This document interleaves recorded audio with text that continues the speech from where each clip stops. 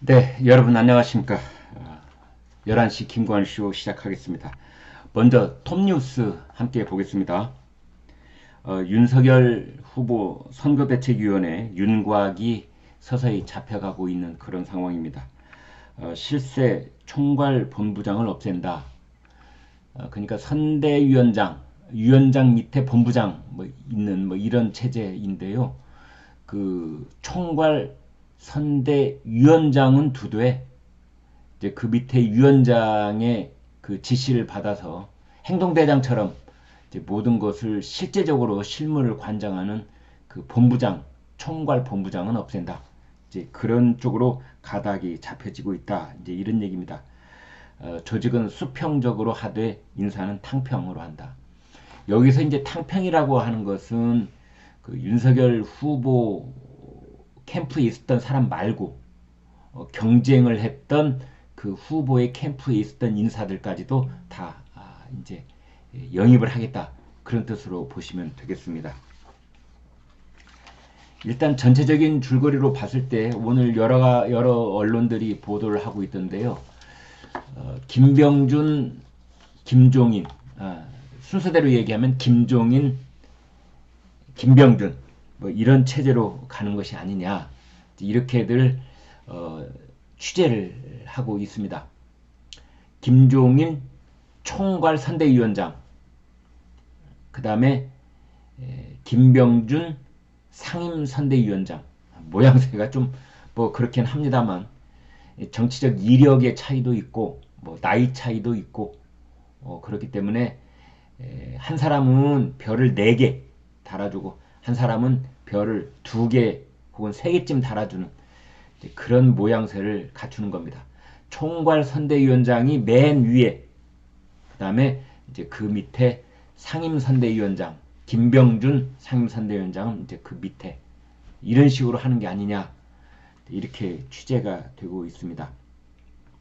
물론 두 사람 다 이른바 당 대표격인 비상대책위원장을 지냈습니다만 그래도 둘이서 정치적 몸무게가 똑같은 건 아니다. 이제 그래서 위에 김종인 총괄위원장, 그 다음에 김병준 상임위원장 이렇게 볼 수 있겠습니다. 이걸 두고도 이제 야 실질적으로 투톱 체제로 가는 거 아니냐 이런 얘기도 있는데 그런데 내용을 뜯어보면 투톱은 아닌 것 같고 투톱이라고 한다면 기울어진 투톱 아니면 실질적인 원톱 이렇게 보면 되겠습니다.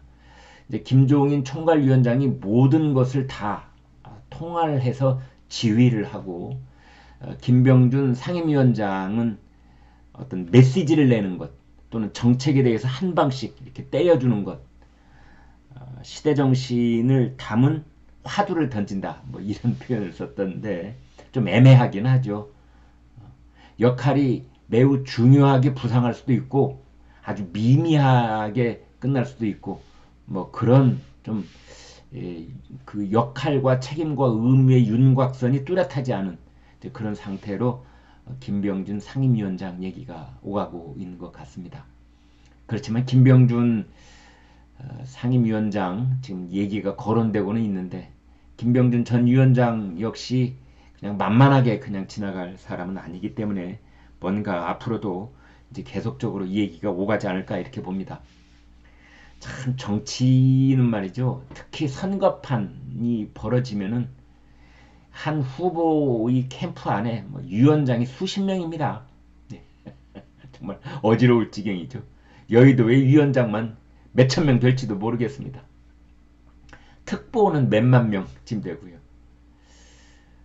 어찌됐건 이제 그 국민의힘은 맨 위에 총괄 선대위원장 김종인, 이제 그 밑에 상임선대위원장 김병준, 그리고 이제 그 상임선대위원장 밑에 공동선대위원장. 공동선대위원장은 대선 경선을 함께 뛰었던 사람들, 이 사람들이 이른바 공동선대위원장을 맡을 가능성이 있다. 그리고 내년 6월에 있을 지방선거에서 광역단체장을 꿈꾸는 그런 국민의힘의 중진 전현직 국회의원들이 공동선대위원장을 맡을 수 있다. 이렇게 보시면 되겠습니다. 그러니까 계급이 있습니다. 별 4개 총괄선대위원장 김종인, 별 3개 김병준 상임선대위원장, 그 다음에 별 1, 별 2개 사단장, 여단장, 이런 쪽에는 이른바 공동선대위원장, 이렇게 보시면 되겠습니다. 뭐 역할 분담을 어떻게든 나눈다는 얘기가는 있지만 역할 분담이 칼로 무배듯이 그렇게 되는 건 아니고 아마 상당 부분 겹치는 그런 식으로 될 가능성이 있습니다. 이제 그런 상황에서 그렇다면은 이준석은 어디 갔냐 이런 궁금증이 당연히 생기죠. 이준석 국민의힘 대표는 총괄선대위원장도 아니고 상임선대위원장도 아니고 공동선대위원장도 아니고, 그러면 이준석의 역할은 뭐냐? 혹시 이준석 대표는 김종인 총괄선대위원장의 비서실장 그 비슷한 역할을 하게 되는 것 아니냐? 뭐 이런 비아냥도 있습니다. 오늘 내일 상황 전개를 조금 더 구체적으로 봐야 될 것 같습니다. 그래서 역시 이것은 이제 윤석열 후보가 하기에 달려 있습니다. 윤석열 후보가 누구에게 힘을 실어주느냐에 따라서 아까 말씀드린 별 4개, 별 3개, 별 2개, 별 1, 뭐 이런 계급이 있어 보이는 것 같이 보이지만, 그렇지만은 선거운동이 진행이 되면서 윤석열 후보가 늘 24시간 곁에서 같이 하면서 모든 정책을 물어보고 그대로 결정을 하고 하는 것에 따라서 별 1짜리가 실세가 될 수도 있고 별 2개짜리가 별 3이 어떻게 될지는 두고 봐야 됩니다. 이제 윤석열 후보와 김병준 전 비대위원장 둘 사이는 어떤 사이냐? 뭐 관계자가 그랬네요. 별도로 두 사람은 새벽까지 통음하는 사이다. 그리고 이제 윤석열 후보가 보스 기질이 강한 그런 스타일이라면은 김병준 교수는 이제 온화한 리더십 스타일이기 때문에 둘이서 아주 서로 보완 관계가 잘 될 것이다. 반면에 김종인과 김병준 이 두 사람은 매우 불편한 관계다, 이렇게 되어 있습니다. 김병준 전 위원장이 김종인 이제 전 위원장에 대해서 지나가는 사람이다, 과객이다, 이렇게 비난한 적도 있습니다. 그리고 아까도 말씀드렸다시피 이제 위원장들은 그렇게 구성이 되어 있고요. 그 밑에 이제 본부장이 있습니다. 본부장도 총괄본부장이라는 게 있습니다. 총괄본부장. 총괄본부장이 실세지요. 근데 이번에는 그 총괄본부장을 없애기로 했다, 이런 얘기가 나오고 있습니다. 괜히 총괄본부장 누구로 했다가 그로부터 일어나는 시너지 효과보다는 오히려 마이너스 효과가 많을 것이기 때문에 없애자. 그냥 정책, 뭐 조직, 직능, 홍보 뭐 이런 한 5개 그냥 본부장을 만들자. 지금 그렇게 해서 수평적 구조로 본부장을 만들어 놔야 총괄 없는 그냥 수평적 구조의 이 본부장, 선거대책본부장을 만들어 놔야 다른 진영에 있었던 가령 홍준표, 뭐 가령 유승민, 뭐 원희룡 이런 캠프에 있었던 사람을 영입을 해서 본부장을 주더라도 계급이 없는 그 수평적 구조라는 모양새가 갖춰지기 때문이다, 이렇게 보시면 되겠습니다. 그런데 지금 이제 아까도 말씀드렸다시피 윤석열, 이준석 둘이서 만나서 뭐 술도 마시고 맥주집에서 또 밥도 먹고 기자들 앞에서 활짝 웃으면서 사진도 찍고 그랬지만 둘 사이가 썩 매끄럽지는 않은 것 같습니다. 이제 그것이 단적으로 드러나는 것이 이 사무총장, 국민의힘 사무총장 이 자리입니다. 사무총장은 곡간직이다. 살림살이를 맡는 사무총장. 사무자 붙으면 되게 그렇죠. 네. 대통령 선거에는 선거자금이 약 500억가량 들어갑니다. 그 돈은 국민의힘 사무총장이 도장이 찍혀야만 그 현금이 출납이 되는 겁니다. 따라서 굉장히 중요한 자리다, 이렇게 볼 수가 있겠습니다. 당 내부 조직의 인사와 재정, 이제 이거를 쥐고 있는 자리가 사무총장인데, 한기호 사무총장이 이제 어제 그랬습니다. 이준석 대표에게 나의 거취를 일임하겠다. 사표냈다, 이런 뜻입니다. 사표를 수리할지 아니면 반려할지 이걸 빨리 결정해라. 이렇게 어정쩡하게 나 한기호 사무총장 못하겠다. 이제 그거는 뭐냐면 윤석열 후보 입장에서는 당무 우선권이 있지 않습니까? 당헌 74조에 의해서 대통령 후보가 되는 이는 당무 우선권이 있습니다. 기존에 있었던 당헌 당규에 있었던 모든 이 규정들을 다 우선한다, 이런 뜻입니다. 대통령 후보의 입장에서는 가령 500억에 가까운 예산을 이제 여기저기 디테일하게 집행을 해야 되는데, 그때마다 아니 이준석 대표가 임명한 한기호 사무총장한테 도장을 받아야 된다면 눈치 보여서 눈치 보이기도 하고 껄끄럽기도 하고 미묘한 분위기가 형성될 수도 있기 때문에 대개는 과거에 다 그랬었습니다. 대개는 대통령 후보가 결정이 되면은 대통령 후보가 자기 사람을, 자기 입안에 든 혀처럼 마음대로 할 수 있는 사람을 사무총장이 새로 임명을 합니다. 이제 그런데 이거를 이준석 대표가 사무총장 임명해 주세요 라고 이준석 대표와 연명을 한 그 한기호 이 사무총장이 사표를 내고 윤석 대표가 수리를 하고 그걸 공석으로 만들어 놓고 이제 윤석열 후보한테 낙점을 받아야 되는데 그런 행동을 하지 않는 겁니다. 사실은 그 윤석열 후보 캠프 쪽에서 그 중진 의원들이 윤석열 캠프에는 있지 않습니까? 그쪽에서 이제 한기호 사무총장한테 아마 직접 간접적으로 연락을 한 것 같아요. 여보시오, 한 총장. 아니 그거 알만한 사람이 그러고 있으면 어떡하시오? 대통령 후보가 결정이 됐으면 알아서 대통령 후보한테 정치적 부담을 주는 일을 하면 안 되지. 알아서 좀 물러나줘야지. 그렇게 민기적거리고 앉아있으면 어떡해. 이런 식의 전화.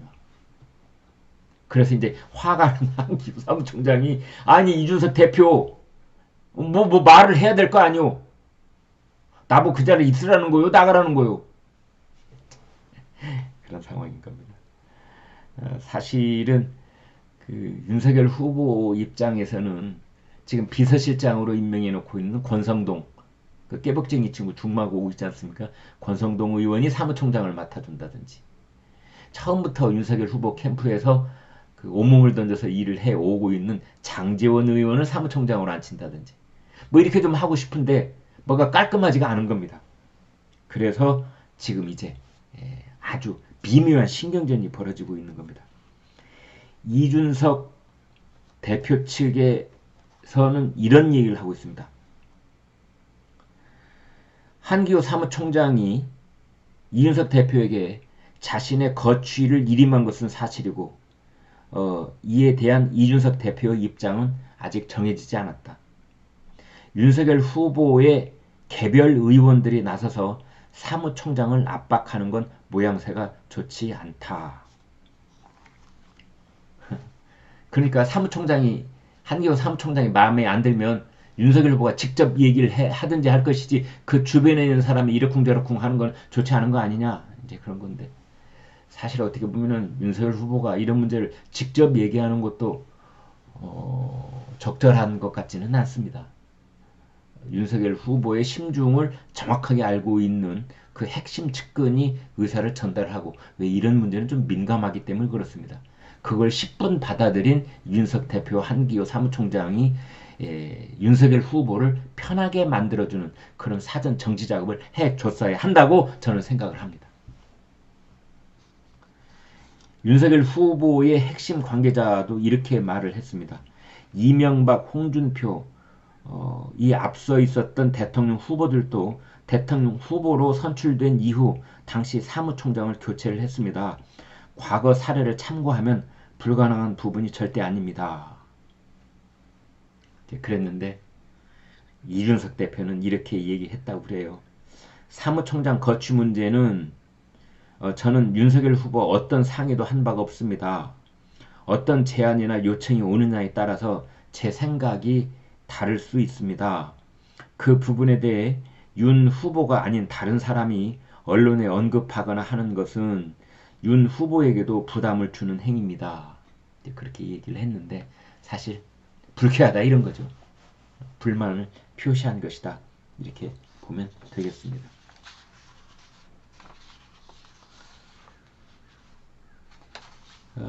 윤석열 후보는 지금 이제 어떻게 하는 것이 앞으로 지금의 그 이재명 후보다 앞서 있는 이 지지율 격차를 3월 9일까지 그대로 가지고 갈 수 있을 것인가 이제 이런 문제인데 한 세 가지 정도를 조심하고 있다 이렇게 얘기를 하고 있습니다.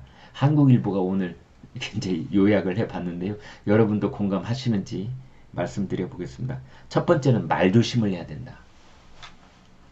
말이 조금만 어긋나도 그것을 캐치한 이제 반대 진영이나 또는 이제 유튜브 공간, 뭐 인터넷 공간에서 그것이 침소봉대가 돼가지고 돌아다니기 때문에 이제 말조심을 해야 된다 이런 겁니다.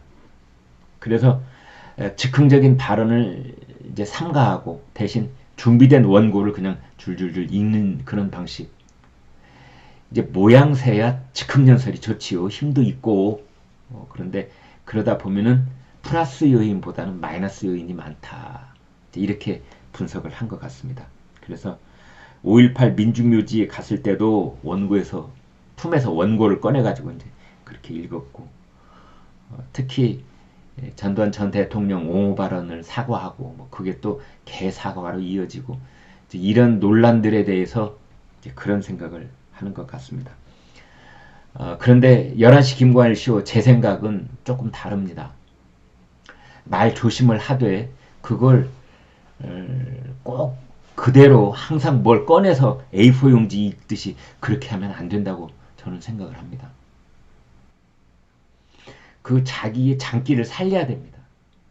말실수, 작은 말실수 때문에 곤욕을 치렀다고 그래서 그것 때문에 매번 품에서 써져 있는 거 이렇게 읽는 그거는 윤석열이 아닙니다. 윤석열이 왜 윤석열인지 그 근본적인 국민적인 그 여망을 잊어버리면 안 됩니다. 윤석열은 문재인 정부의 실정을 질타하는 그 사자후에 국민들이 열광하고 있는 겁니다. 몇몇 반대파에서 뭐 더불어민주당 쪽에서 윤석열 후보의 이 자잘구레한 말실수를 물고 늘어진다고 해서 그거 성가 싫다. 그것 때문에 곤욕을 치러서 아주 신경이 많이 쓰인다. 이런 것 때문에 갑자기 자신의 그 대국민적 호감을 주었던 그 스타일을 갑자기 버린다면 그건 아니라고 보는 겁니다. 이제 그러면 어떻게 할 것인가? 어떻게 하면 자연실수도 없애고 사자후를 토할 수 있을 것인가? 상당 부분 원고를 외워야 됩니다. 저녁에 10시든 7시든 9시든 저녁밥 먹고 참모들하고 간단한 회의 끝나고 난 다음에는 그 다음날 원고를 상당 부분 외워야 됩니다. 서울 법대 나온 좋은 머리 있지 않습니까?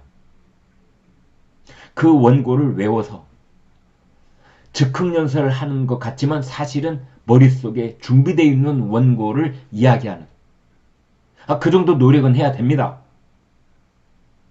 영화 배우들, 뭐 연극 배우들, TV 드라마 탤런트들 틈만 나면 원고 외웁니다. 윤석열 후보도 틈만 나면 화장실에서든 혼자 방에 있어서든 어디 가든 원고 외워야 됩니다. 자동차 안에서도 원고 외워야 됩니다.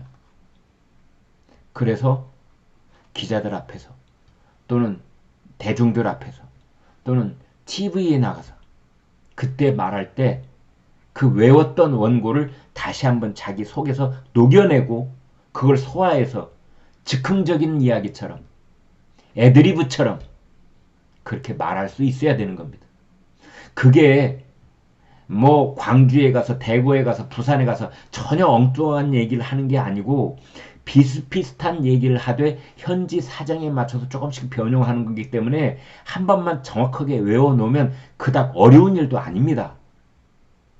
그래서 일주일에 원고지 한 10장, A4용지 한 2장 정도를 완벽하게 외운다 라는 생각을 하고, 거기에 현지에 어디를 가든 서울을 가든 인천을 가든 뭐 강릉에를 가든 춘천에를 가든 이제 거기에 따라서 현지 사정에 맞춰서 조금씩 변형을 하되, 원래 마음속에 있던 거는 그대로 사자후가 되어서 나올 수 있는 그런 준비가 필요한 겁니다. 두 번째는 이제 액션을 줄인다고 그래요. 손짓을 뭐 잘못한다든지, 또는 넥타이도 지금까지는 이제 빨강색 또는 자주색 이런 아주 강렬한 빛깔의 넥타이를 맸었다면은, 최근에 와서는 뭐 연두빛, 파스텔톤 이런 쪽으로 좀 부드러운 이미지로 바꾸고 있다. 이제 그런 얘기도 나오고 있습니다. 그 다음에 이제 스킨십을 늘리고 있다. 이제 이런 건데요. 되도록이면 현장에 가서 현장에서 만나는 사람들, 그리고 윤석열 후보 곁에 가장 오랫동안 장시간 같이 지내는 사람들이 있는데, 그게 누구냐면 기자들입니다. 적을 때는 한 50명, 많을 때는 한 수백 명이 늘 24시간, 지금부터 3월 9일까지 윤석열 후보 곁을 지키고 따라다니고, 버스도 같이 타고, 뭐 부산이면 부산, 제주도면 제주도, 강릉이면 강릉, 광주면 광주, 목포면 목포, 늘 같이 다닙니다. 그 기자들하고 스킨십, 그 굉장히 중요합니다. 싫든 좋든 기자들을 가까이 하고, 그런 조그마한 말실수도 기자들이 다 저건 이런 맥락에서 나왔기 때문에 말실수가 아니야, 앞뒤 맥락이 이런 거였어, 이걸 충분히 알아들어야만 그 의도치 않은, 그리고 오해에서 비롯된 그런 말실수 거리가 줄어드는 겁니다. 밥도 기자들하고 같이 먹고, 기자들이 타고 가는 버스에 동행해서 거기서 스스럼없이 그 윤석열 본질, 본인의 모습을 그대로 드러내줘야 됩니다. 어디 가면은 빈말이라도 기자 먼저 찾고, 아, 기자들 다 어디 갔어? 아, 밥들은 드셨나? 아이고, 소주 한잔 같이 해야 되는데. 늘 이렇게 말을 하고, 기자들 밥 먹었는지 챙겨주고, 아이, 뭐 간식이라도 라면이라도 좀, 그래, 라면을 손수 끓여서 좀 갖다 주고. 기자들한테 잘하는 뜻이 아닙니다. 기자들은 유권자를 대신하고, 독자를 대신하고, 시청자를 대신하는 그 젊은 아랫도리 기자들이 돌아다닙니다. 대개 이제 입사한 지 몇 년 안 되는, 대개 2030 기자들이 윤석열 후보 곁을 지키고 있습니다. 그런 생각이 듭니다. 그래서 목포에 갔을 때는 청년들이 운영하는 게스트하우스에 묵었다고 하고요. 그 다음에 고척 스카이돔을 찾아서 또 야구 구경도 하고, 뭐 그렇게 하는 거죠. 네. 그런 변화된 모습을 보이고 있다, 이렇게 보면 되겠습니다. 홍준표 의원 얘기 좀 잠깐 하겠습니다. 홍준표 의원이 이렇게 얘기했네요. 이제 이재명 민주당 후보, 윤석열 국힘당 후보, 이재명, 윤석열 두 사람 모두를 향해서 이준석 당대표가 제안한 쌍특검을 조속히 받아라. 이재명도 특검 받고 윤석열도 특검 받아라. 이재명은 대장동 게이트, 윤석열 고발 사주 의혹, 둘 다 특검 받아라. 당당하다면 두 분 다 흔쾌히 받아들일 수 있을 것이다. 그렇지 않으면 the bad, the ugly가 된다. 나쁜 놈, 추한 놈이 된다. 이런 말까지 했습니다. 참, 홍준표 의원 보면은 어떨 때 이런 생각이 듭니다. 홍준표 의원은 국민의힘 당원이 아니고 어느 초월적 위치에 있는 사람인 것처럼 말을 할 때가 있습니다. 국민의힘의 강성 지지자들이 봤을 때는 매우 섭섭한 그런 말을 스스럼없이 할 때가 있습니다. 아니, 홍준표는 어느 쪽 당원이야? 홍준표 의원은 민주당이야? 국힘당이야? 응? 아, 제3지대 사람이야?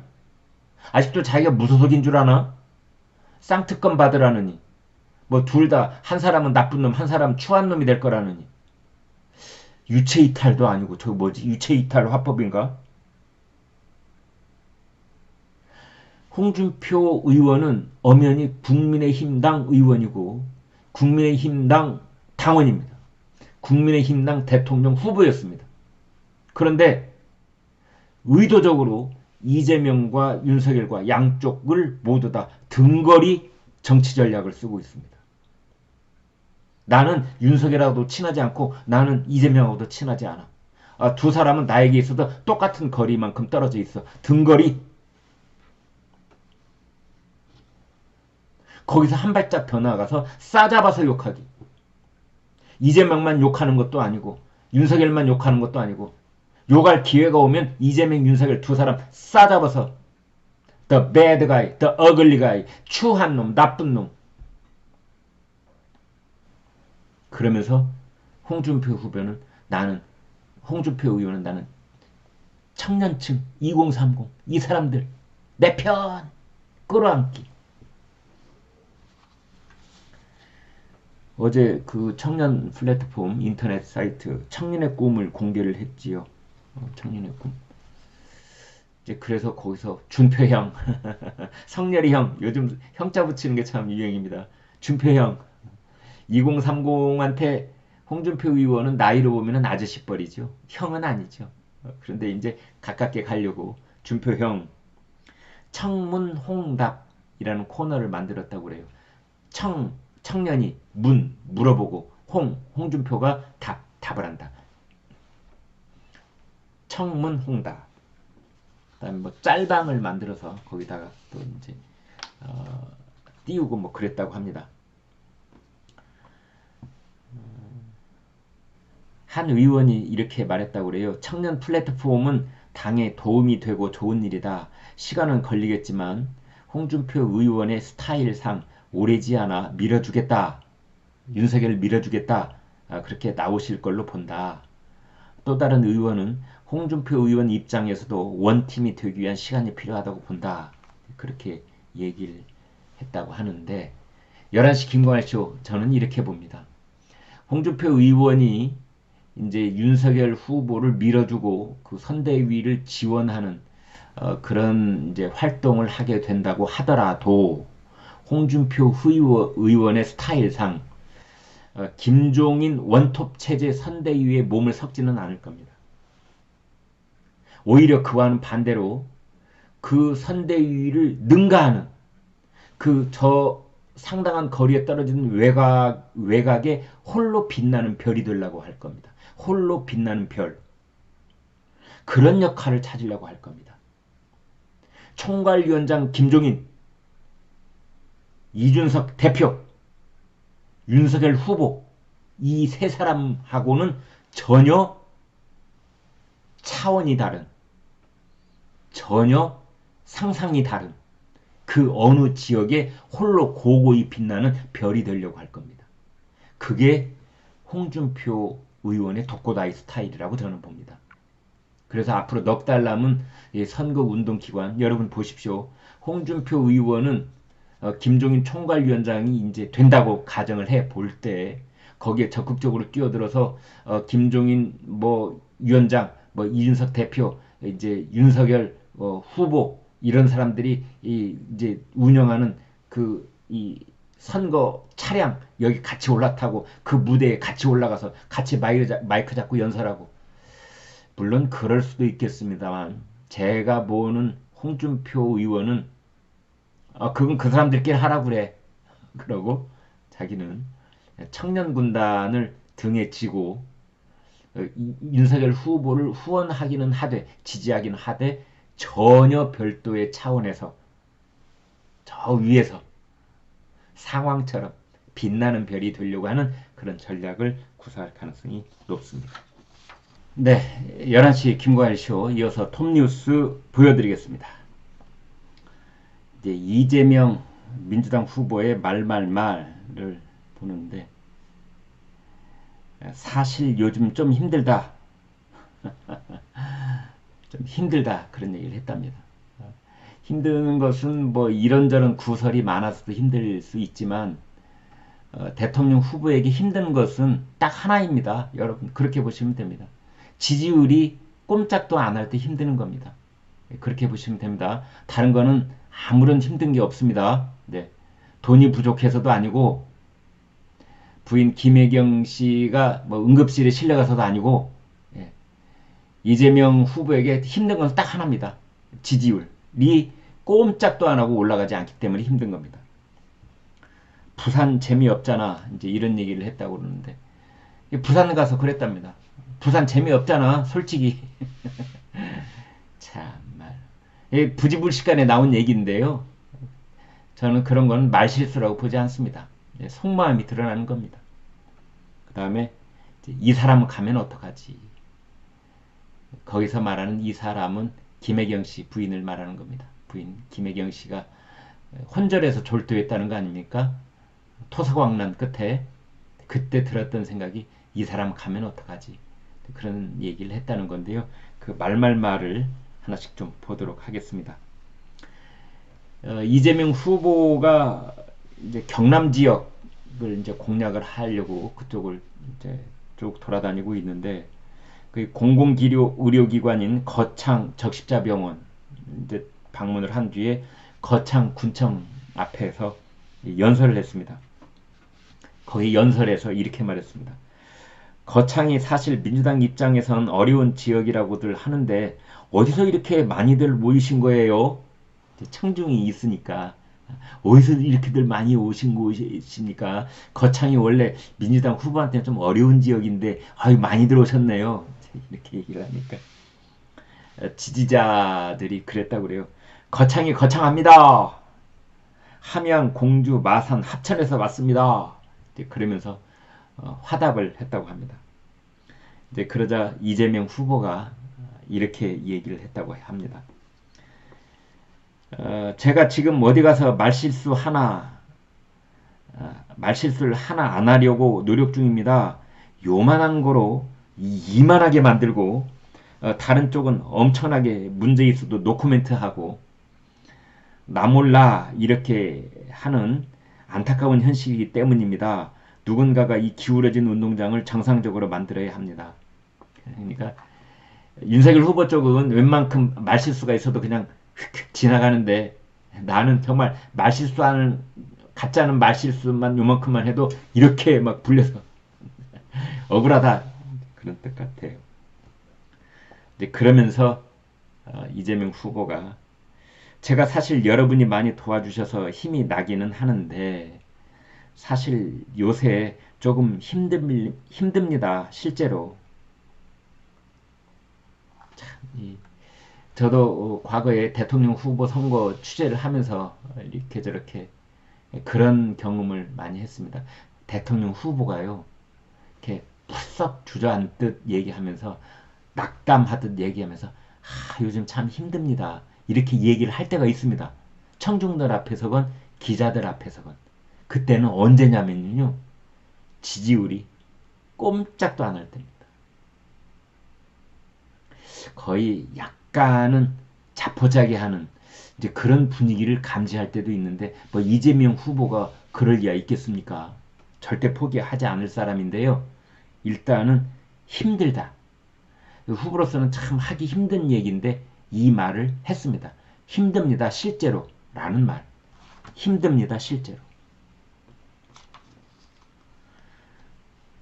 저는 담쟁이 넝쿨이 담장을 넘듯 잡초처럼 밟히면서도 한 발 한 발 기어 올라가듯 이 자리에 왔습니다. 하지만 여전히 그 앞에 거대한 벽이 놓여 있다는 걸 절감할 때가 많습니다. 그 거대한 벽을 넘을 때 손잡아 주시겠습니까? 담쟁이 넝쿨, 뭐 잡초 이런 얘기 했는데요. 담쟁이 넝쿨은 그 더불어민주당의 도종환 문체부 장관 했던 도종환 의원이 쓴 시입니다. 담쟁이 넝쿨. 그래서 이제 더불어민주당은 이 담쟁이 넝쿨에 관한 그 이미지를 많이 이용하고 있죠. 선거에서 이제 이재명 후보도 담쟁이 넝쿨처럼 잡초처럼 그렇게 여기까지 왔는데 앞에도 거대한 벽이 있다. 그 거대한 벽은 지지율입니다. 그리고 이재명 후보의 혐오감 그겁니다. 극복이 안 된다. 극복이. 그런 얘기를 시인한 것이다. 이렇게 볼 수 있겠습니다. 그런데 부산에 가서 이제 스타트업 소셜 벤처 대표들 되게 젊은 분들이 많지요. 스타트업 하는 분들은 그분들하고 얘기를 하면서 이렇게 얘기를 했습니다. 부산 재미없잖아 솔직히. 아 재미있긴 한데 강남 같지는 않은 측면이 있지. 이제 대개 나이 차이가 상당히 있는 젊은 기업인들하고 얘기를 해서 그런지 갑자기 허리띠를 탁 풀어놓고 얘기를 해버린 겁니다. 부산 재미없잖아 솔직히. 아니 여러분도 알고 나도 알다시피 부산 재미없잖아 솔직히. 이렇게 얘기를 해버린 겁니다. 이제 이 말의 맥락은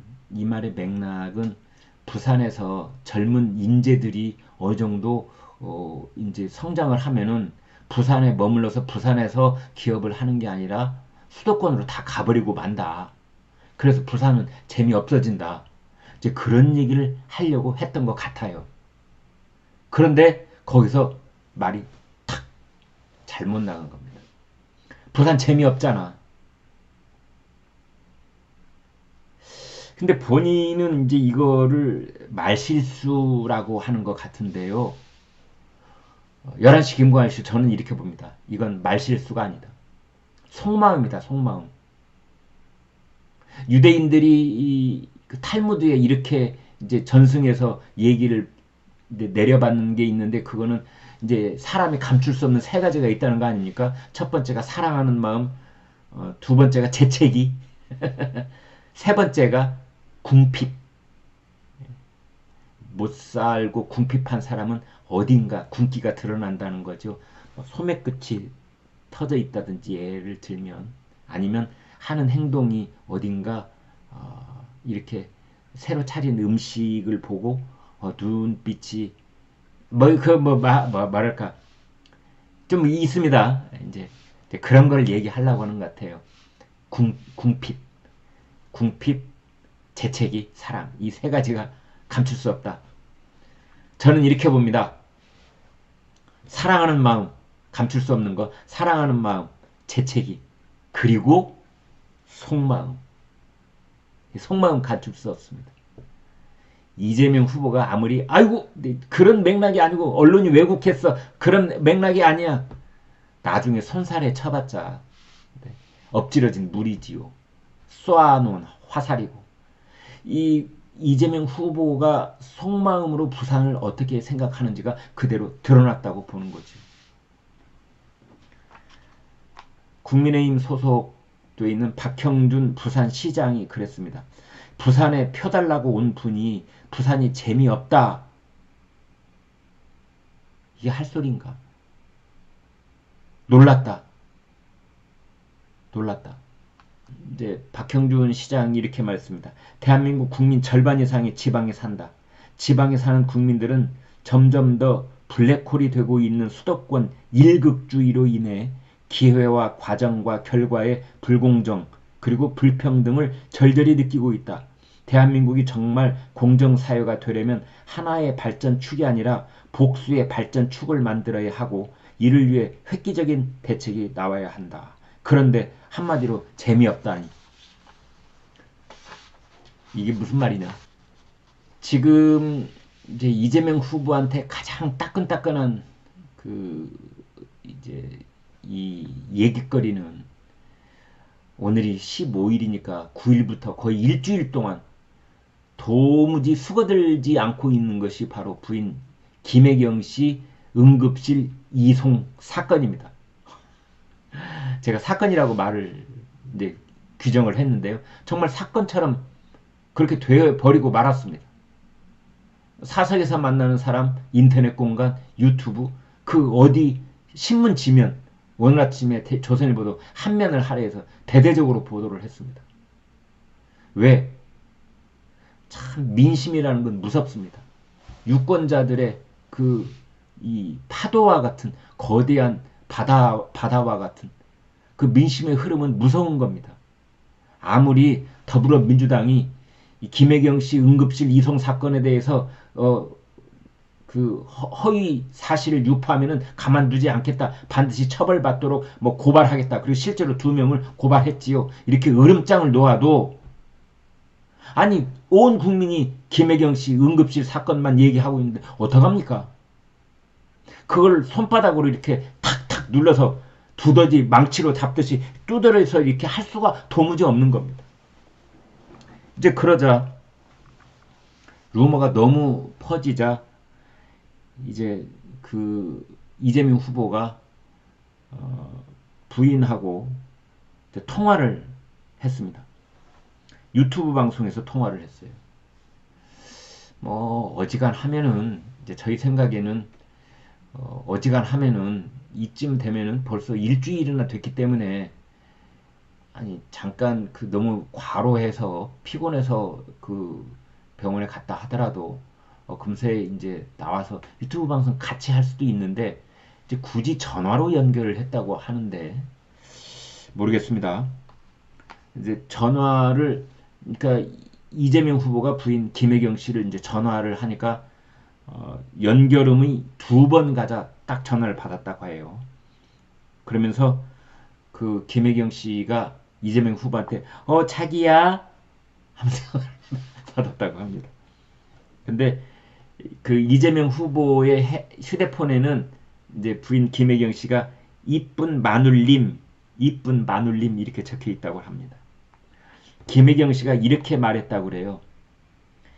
비밀 하나 알려드릴까요?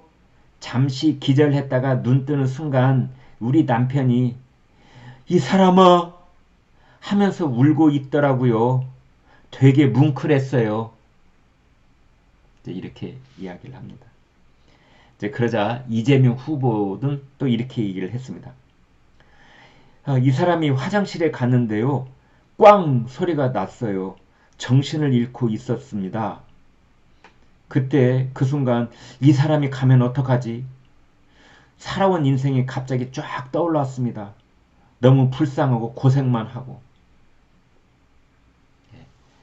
굉장히 눈물샘을 자극하는 이제 그런 통화를 했었다는 그때 그런 생각이 있었다는 식으로 얘기를 합니다. 또 이재명 후보가 이렇게 말했습니다. 원래는 영상 통화를 하려고 했는데 아내가 지금 여기를 꿰매서 눈썹 위에 부분을 이렇게 얘기를 하면서 여기를 꿰매서 제가 때려서 그랬다는 소문이 있잖아요. 어처구니가 없어가지고 그러면서 헛웃음을 웃었다고 그래요. 누가 일부러 한 겁니다. 몇 시간 만에 전국 카톡방에 쫙 뿌려지더라고요. 그러니까 그 이재명 후보가 김혜경 씨를 때렸다. 가정폭력을 했다. 그래서 응급실에 간 거다. 이게 몇 시간 만에 카톡방에 전국에 뿌려지더라. 이거 누가 의도적으로 한 거다. 의도적으로 한 거다. 의도적으로? 누가? 국민의힘에서? 뭐 거기까지 얘기는 안 했지만 이재명 후보는 본인 입으로 분명하게 말했습니다. 의도적으로 누가 전국에 뿌렸다. 매우 위험한 발언입니다. 이거는. 네. 누군가에 덮어 씌우는 그런 발언이 될 수도 있습니다. 이 발언에 대해서는 이재명 후보는 책임져야 됩니다. 그러니까 가정폭력이 있었느냐 없었느냐 김혜경 씨가 순전히 너무나 피곤해서 너무나 과로한 나머지 혼자를 했느냐 이 사실 여부와 전혀 무관하게 이 김혜경 씨의 응급실 이송 사건을 누군가가 확대해서 전국에 확 뿌렸다. 의도적으로 라고 이재명 후보가 말을 했는데 이 말에 책임져야 됩니다.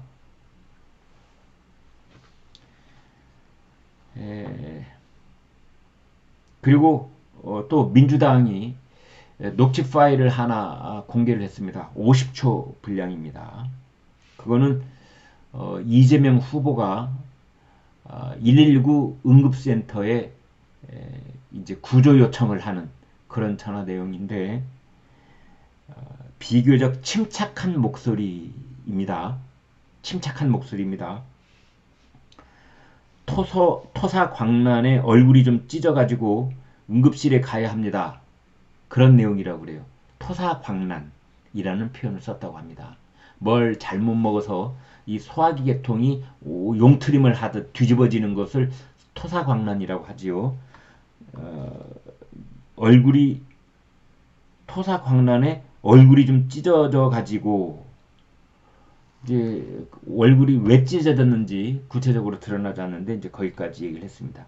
그래서 9일 0시 54분에 그렇게 신고를 했고 구급차는 1시 6분에 그로부터 그러니까 12분쯤 뒤에 이재명 후보의 자택이 경기도 성남시 분당구 순회동에 있습니다. 거기에 도착을 했다고 그러죠. 그 다음에 병원에는 그로부터 약 25분쯤 뒤인 1시 31분, 새벽 1시 31분에 분당 서울대병원에 도착을 했다. 지금 이렇게 되어 있습니다. 그런데 여기서 한 가지 짚고 넘어가지 않을 수 없는 점이 있는데 왜 신분을 밝히지 않았는지에 관한 겁니다. 여러분 부끄러운 얘기입니다만 저도 최근에 119 응급센터에 전화를 걸어서 제가 그 응급 차량에 구급 차량이라고 하죠. 거기에 실려가 본 적이 있습니다. 심장에 좀 급작스럽게 뭐 이상 증세가 있어서 실려갔는데요. 반드시 본인의 신분을 밝혀야 됩니다. 그러면 응급 차량이 움직이지 않습니다. 첫 번째는 전화를 걸 때부터 신분 얘기해야 됩니다. 119조, 119조. 가령 이재명 후보가 전화를 걸었다고 가정을 해보겠습니다. 119조. 여기 지금 와이프가 토속황란에다가 얼굴 부위가 찢어졌습니다. 그러면 저쪽에 응급센터에 있는 대원이 전화로 반드시 물어봅니다. 나이가 어떻게 되시죠? 여성인가요? 보호자는 누구십니까? 보호자 전화번호는 어떻게 되죠? 반드시 물어봅니다. 거기에 대답 안 하면 응급차량 움직이지 않습니다. 두 번째, 이제 응급차량이 왔지 않습니까? 그럼 응급차량이 와서 구급대원들이 띵동 띵동 하고 이제 들어오지 않습니까? 이 침대, 바퀴 달린 침대 들고 들어오지 않습니까? 거기에서도 체크리스트 들고 반드시 물어봅니다. 환자분 성함 누구시죠? 어디가 어떻게 이상하시죠? 물어보고 그 다음에 옆에 서 있는 보호자한테도 보호자 누구시죠? 전화번호 어떻게 되시죠? 다 물어봅니다. 거기 대답을 안 한다니. 세 번째, 이제 분당 서울대병원 응급실에 가면은 분당 서울대병원 간호사가 반드시 물어봅니다. 환자 이름, 환자 누구시죠? 김혜경 씨 맞나요? 환자 이름 어떻게 되시죠? 본인 이름으로 김혜경이라고 대답해야 됩니다. 수납하려면은 보호자 이름 적어야 됩니다. 그런데 뭐 VIP 신고를 안 해가지고 그 구급대원이 소방서에 경기 소방본부에 불려가가지고 3시간 동안 대기하고 있은 다음에 20분 동안 치도곤을 당하듯 왜 신고 안 했어? 뭐 그랬다면서요. 제가 소방청 내규 찾아봤습니다. 소방청 내규 어디에도 VIP를 신고해야 된다는 규정이 없습니다. 그게 맞지요. 아니 119 응급센터 구급대원들이 현장에 갔을 때 뭐 국회의원 나으리는 더 빨리 뭐 치료를 해주고 더 빨리 왱왱왱 해서 3분 만에 가고 그 다음에 보통 시민들은 뭐 15분 만에 가고 그렇습니까? 국회의원, 장관, 대통령 후보는 더 빨리 왱왱왱 하고 가고 일반 시민은 천천히 가냐고요. 응급 상황에서는 대통령 후보든 국회의원이든 장관이든 그 뭐 큰 대기업의 회장님이든 똑같은 겁니다. 일반 시민 다 똑같은 겁니다. 그런데 왜 그 사람을 VIP 신고 안 했다고 해서 제가 봤을 때는 VIP 신고보다는 이재명 후보 부인 김혜경 씨가 얼굴이 찢어져서 응급실에 갔다는 것이 어떻게 언론에 알려졌는지 그거 문책하려고 부른 거 아닐까요? 119 구급대원들이 그거를 언론에 제보했다는 증거는 없습니다만 혹시 그쪽에서 새어나가지 않았는가 그거 물어보려고 부른 거 아니에요? 그런 의심이 드는 겁니다. 아무튼 이러한 민주당과 이재명 후보 측의 해명에도 불구하고 이재명 후보가 그냥 평범한 이재명 씨가 와이프 김혜경 씨를 응급실에 보내기 위해서 119 차량을 불렀으면서 왜 신분을 밝히지 않았는지 정말 궁금을 하고 왜 신분을 밝히지 않은지에 대한 더불어민주당 그리고 이재명 후보 캠프 측의 정확한 해명이 저는 듣고 싶은 겁니다.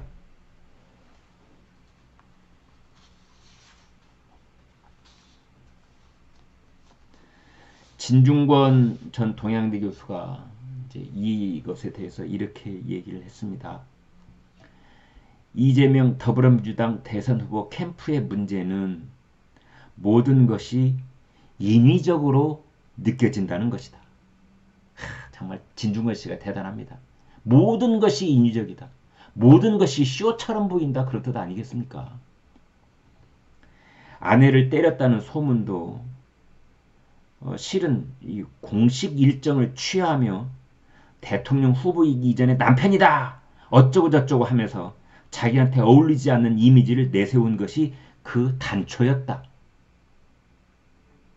저는 대통령 후보이기 이전에 저는 한 사람의 남편이 올시다. 이제 이거 누구한테 배웠을까요? 노무현 전 대통령이 배웠겠지요. 그 부인 권양숙 여사의 이 선친 되시는 분이 뭐 좌익 운동을 했다 이게 문제가 되니까 제가 마누라를 버리란 말입니까? 이제 그 말 해가지고 사태를 반전시켰지 않습니까? 아마 그걸 벤치마킹 한 것 같아요. 저는 한 사람의 대통령 후보이기 전에 한 사람의 남편이 올시다 이러고 이제 갔는데 진중권 씨가 그 점을 확 꼬집은 겁니다. 그 말이 이 일을 지금 침소봉대로 만들고 있는 거 아니냐 이재명 씨. 진중권 씨가 이렇게 말을 합니다. 자연스럽게 노출하는 방식이 아니라 그때그때 정치적 필요에 따라서 억지로 연출한다는 느낌이다. 억지로 연출을 한다. 아내의 사고마저 자상한 남편 이미지를 홍보할 기회로 활용하려고 드니 가식적이란 느낌을 주게 된다. 이런 겁니다. 아내가 아플 때조차도 그걸 어떻게 하면 이미지로 활용할까? 그러다 보니까 문제가 생기는 거 아니냐. 인위적이다, 쇼다, 이거는 한마디로 말하면 표리부동하다 이런 뜻입니다. 제가 개인적으로 잘 아는 이 정치계의 원로 한 분이 이런 말씀을 하신 적이 있습니다. 대통령 후보가 됐든 누가 됐든 정치인을 선별하는 방법 중에 딱 하나 유념할 게 있다. 기자들 앞에서 청중들 앞에서는 온화한 얼굴인데 혼자 있을 때 무서운 얼굴이 되는 사람이 있답니다. 참 기가 막힌 말입니다. 혼자 있을 때 혹은 마누라 앞에서 무서운 얼굴이 되는 사람. 그랬다가 기자들 앞에서 청중들 앞에서는 온화하게 이 미소를 한껏 머금은 얼굴이 되는 사람. 그런데 혼자 거울 앞에서는 무서운 얼굴이 되는 사람. 그 사람 조심하라.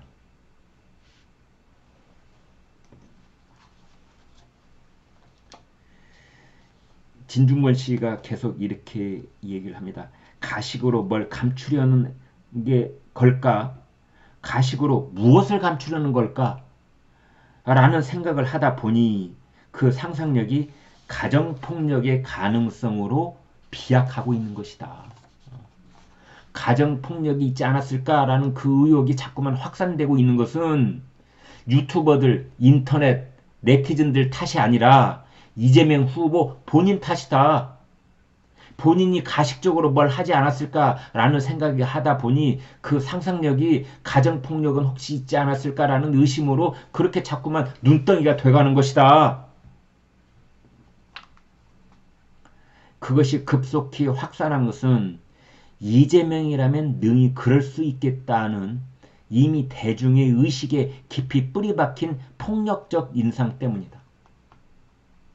폭력적인 인상 때문이다.